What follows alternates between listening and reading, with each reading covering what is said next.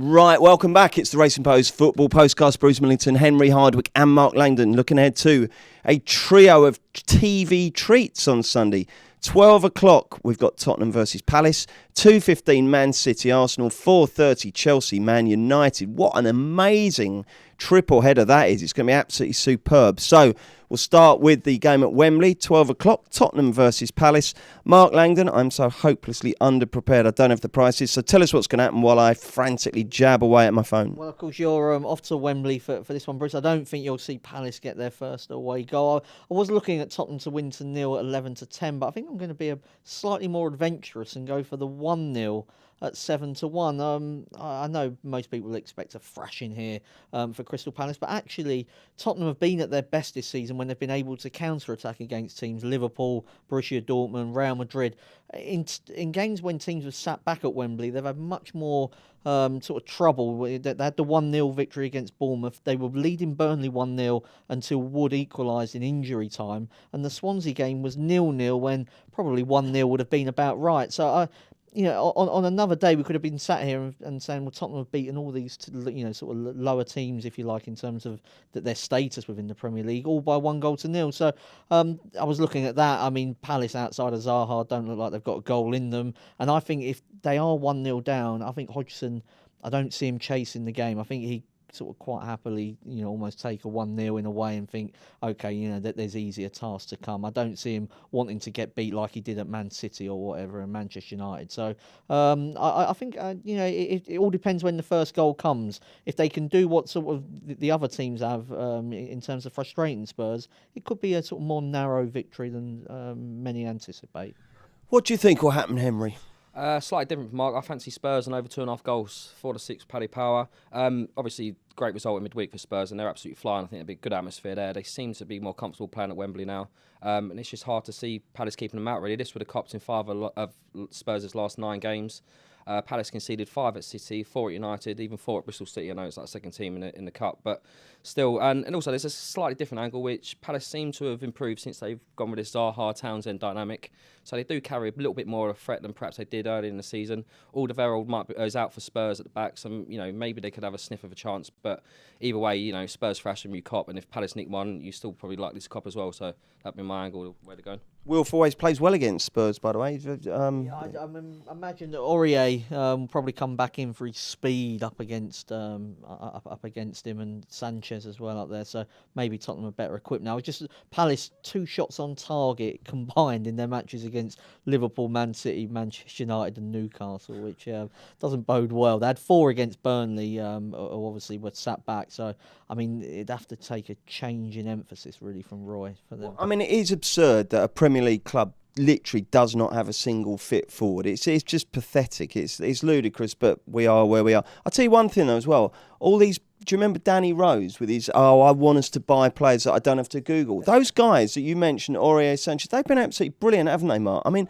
it just shows, doesn't it? A, how stupid that remark was, but B, how brilliant Pochettino is. Oh, absolutely, yeah. I mean, he identified sort of areas of weakness, if you like. The one thing they lacked at the back was pace, and they probably did overpay for Davinson Sanchez, a club record transfer fee, but he's got so much pace that the others are much better around him. Aurier and Trippier just offer you different threats down the right-hand side, and Trippier, I think, is probably a better example of how good Pochettino is, because him and Davis, I mean, they've come from Burnley and Swansea, and they're playing really well against Real Madrid, and that's down to the coach rather than Trippier, most underrated player in the Premier League right now. I would suggest I've managed to dig out some match odds. 1-4 Spurs, 5-1 the draw, 11-1 Palace.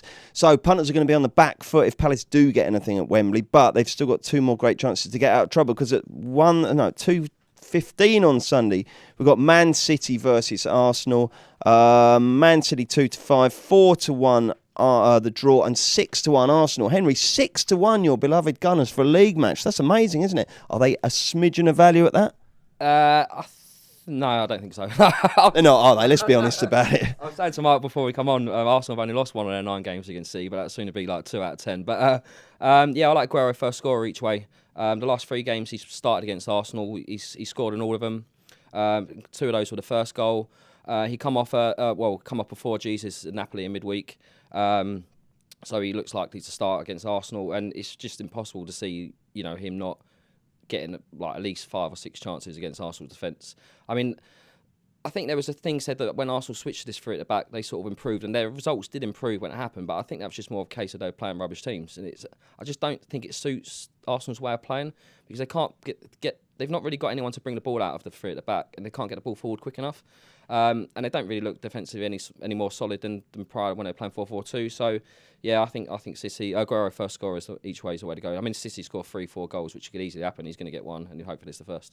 Mark, what do you reckon, mate? Yeah, it's hard to get that Liverpool 4-0 out of your head when you're thinking of this game, because, Liverpool and City play a similar way. City just do it better. So I was looking at Man City to win and over 2.5 goals as one option, because Arsenal with Ozil, Sanchez and Lacazette, if all three of those play, I mean, will carry a threat that not many can sort of match, I think, in the Premier League, it's fair to say. So that they may be able to get something on the counter themselves. Other options, 2-1 and 3-1 at 7-1 and 9-1 respectively. I do think that Man City, in America, they talk about public teams when they talk about betting. I do think that City are very much now the public team. They score loads of goals. They're great to watch. They're thrashing opponents, so it's hard, I think, now to get massive value on them to win matches, because bookmakers know that Man City are going to be backed and put in every single accumulator every single week now, because they have become very much a public team. Wonder if the sharps, as they call them in America, will soon start going against them, but maybe we haven't even got to just how good City could be yet. And when they're going off, 4s on at West Brom or whatever, I think that says it all about. So you are struggling to get value on City now, so I'd maybe just go to the correct scores where Arsenal can play their part in what should be a fabulous game. I think I'm going to look for a price for Xhaka to be the first player carded. And again, has anyone seen any ability in this guy? Like, we're used to bad footballers costing a lot of money now, but this guy Xhaka is absolutely in a different league, Mark, isn't he? Tell me if I'm wrong. Well, he did well in Germany. I mean, maybe it's the coach. Maybe he's not. Maybe the team's not set up. I mean, I always think it's hard for any individual. I mean, let's take Messi, the greatest player on the planet. When he plays for Argentina, apart from when he got the hat-trick the other month, most games he doesn't look that good. And people say, well, why is that? And I think it's because the actual team shape and philosophy, it's a team game, football, and quite often it's hard for the individual if the team framework is broken. I don't think Arsenal fans have seen the best of Xhaka, because, I mean, who's his best partner? What style of play do Arsenal play? You couldn't nail down what they actually try to do, and so I think that's probably as much of the issue as Xhaka not settling maybe in the Premier League. Okie dokes. 4:30, Chelsea, Man United. What a good game this is, and it's very competitive on the betting front as well. Paddy Power 6-4 Chelsea, 2-1 Man United, 21-10. Henry, what's your poison here? United draw no bet. I think you've got to keep the draw on your side here, given that Jose Mourinho seems to do everything he can to not win matches, especially against the big teams. I just don't like Chelsea at the moment. They were bashed by Roma in the Champions League. They should have lost the home game against them. They've been beaten by City. Pox against Watford. Yeah, rubbish against Watford. Palace beat them as well, didn't they? That's Exhibit A. They're not solid enough at the back. With Kante, he might return, and he gives them a bit more protection. But when he's been out, they've looked all over the place at the back. Any big side they've come up against this season, they've struggled. Arsenal should have beat them. And I just think United draw no bet. They've got a few injuries, so I want to keep the draw on my side, because you can easily see Mourinho just trying to get a 0-0 or trying to nick a goal like he has done in every other big game this season. That would be my way to go. Kante's so important for Chelsea, isn't he, Mark? Oh, he is, yeah. I mean, the fact that he was close to playing against Roma and then didn't suggests that maybe we'll come back for this game. And I was looking at Chelsea to win it, actually, and it's with an almost heavy heart saying that, because I understand all the problems that they've got at the moment. But United, away to the fellow Big Six under Jose Mourinho, 7 games, scored 1 goal. Lukaku's getting... Well, I don't think he was even getting that much bird from the fans. Mourinho seems to have created a problem that wasn't there when he started having a go at the supporters. They weren't having a go at Lukaku in the first place. The goals have just dried up a little bit for him. And I just think that they're so negative in these big matches that, they're asking for trouble. I mean, if Dele Alli gets a straight boot onto that chance rather than hooks it, they probably would have lost to Tottenham. Against Liverpool, De Gea's saved them, but they went to Stamford Bridge twice last season and lost both games. It's not a great betting heat, but I think I'd rather be on Chelsea just because United in these big away matches just don't seem to turn up. Let's talk about the non-televised Premier League game that takes place on Sunday, which some people might think is one of the better betting opportunities. Everton under fire, really, really struggling like mad, 11-10. Watford are 13-5, and the draw is 12-5. Mark, what do you think here? You've been pretty down on Everton recently. Are you going to carry on? Yeah, I mean, I've been down on them. I just can't believe people thought that they had a good summer. I still thought they'd finish 7th, but I mean, they had a terrible transfer window.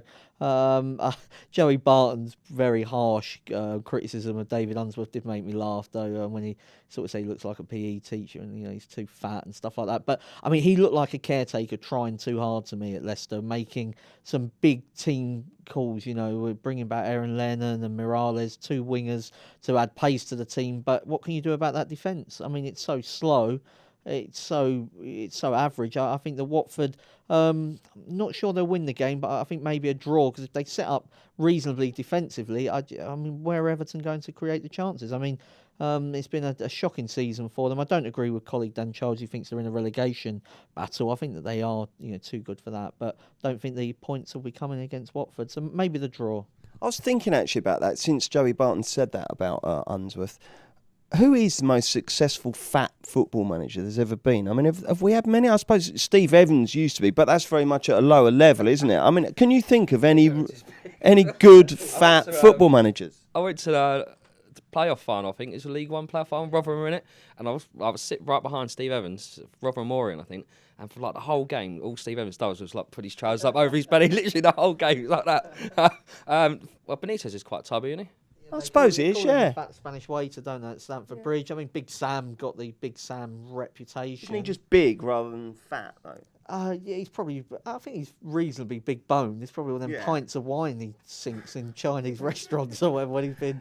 I think there probably is something in, if you, as a footballer, I'm assuming you'd want somebody, if somebody's sending you to, to run back and trap back you or whatever, you'd probably look at the manager and think, well, could you do that? Or most of them do tend to be, on the fitter side, look after themselves. I think there is something in that, yeah. Who's going to win out of Watford and Everton, Henry? Watford, I think they Everton had a poor summer transfer window. The place that they need to address was at the back.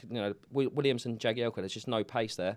They signed Keane, who is younger, but he's just too slow. So they've got real problems there at the back. I think that is their main problem. As much as made as they're saying they haven't got forward, which is an issue for them, but I think that is a bigger problem. And Watford had a great window. Summer they made probably one of the best signings, which was the manager, Marco Silva. Fantastic manager. They've got a really good squad there. Plenty of attacking threat. Deeney, Kaka, Gray. Yeah, I think Watford look a tasty price here. If you're only watching one match this weekend, Henry, what would you be watching? Well, I'm an Arsenal fan, but I'm going to give that a miss this week. I'll probably watch Chelsea United. Are you going to a firework display this weekend? No, I'm working actually. I'm working. How old's young Henry now? He's going to one, yeah, but I'm not. I took him last year to Ali Pali, really good one, like because you not only get that show, but you get everyone in London because you see them all. But Henry Jr. is 12. You can put your tail down for the darts and then the snooker as well. Presumably you got to take Frankie along, haven't you? We're going. Well, my mum's going to do some sort of firework thing on the Sunday, so I watched the Tottenham game at home. Then drive round before the Man City one starts. I won't watch any of the fireworks. I'll sit in the living room and watch the Premier League games. I think Man City Arsenal will be brilliant, so I'll watch that. British Cup Saturday as well, isn't it? Yeah, British Cup Saturday, yeah, it should be good. And also some great jumps action as well. This is Bayern Munich as well on Saturday. It's all up then. Oh, blimey, this is good. So, join us tomorrow for the racing postcast, and then we'll be back next Thursday with another football postcast, hopefully in our swanky new home in London South Bank. So, look forward to seeing you then. If you like these shows, do please rate and review and subscribe on iTunes.